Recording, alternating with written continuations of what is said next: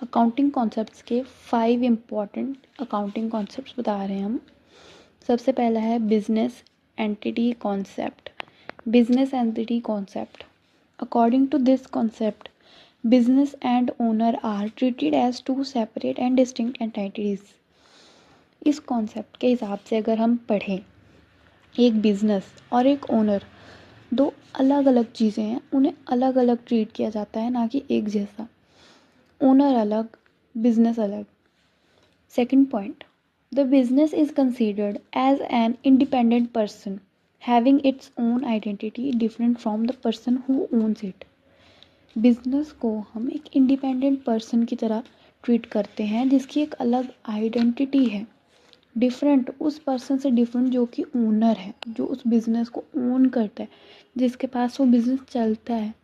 जो ओनर है उस बिज़नेस का वो अलग है और जो बिज़नेस है वो अलग है।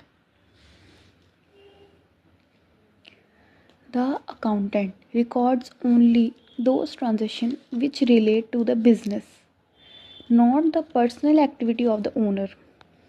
अकाउंटेंट सिर्फ वही ट्रांजेक्शन रिकॉर्ड करेगा जो कि बिजनेस से रिलेटेड होगा, ना कि वो ट्रांजेक्शन जो ओनर के साथ रिलेटेड होंगे, जो उसकी पर्सनल एक्टिविटीज़ के खर्चे होंगे वो नहीं रिकॉर्ड करेंगे। सिर्फ हम बिजनेस के ट्रांजेक्शन रिकॉर्ड करेंगे।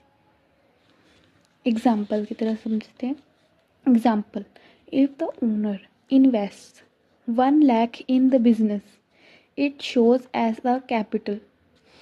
अगर कोई ओनर इन्वेस्ट करता है 1 लाख रुपए बिजनेस में तो वो उसका कैपिटल होता है, बट बिजनेस के लिए ये लाइबिलिटी है। ओनर की तरफ से तो वो कैपिटल है, बट बिजनेस की तरफ से वो लाइबिलिटी है, क्योंकि बिजनेस को अपने ओनर को वो पैसे लौटाने हैं। क्योंकि ओनर ने उस पर इन्वेस्ट किए 1 लाख रुपए, तो बिजनेस को वो ओनर को लौटाने पड़ेंगे पैसे। Similarly, if the owner takes 5,000 for personal use, it is treated as drawing. अगर ओनर 5,000 रुपये निकाल लेता है बिजनेस में से पर्सनल यूज़ के लिए, तो उसे ड्राइंग्स कहा जाता है, क्योंकि उसे लौटाने पड़ेंगे वो पैसे बाद में।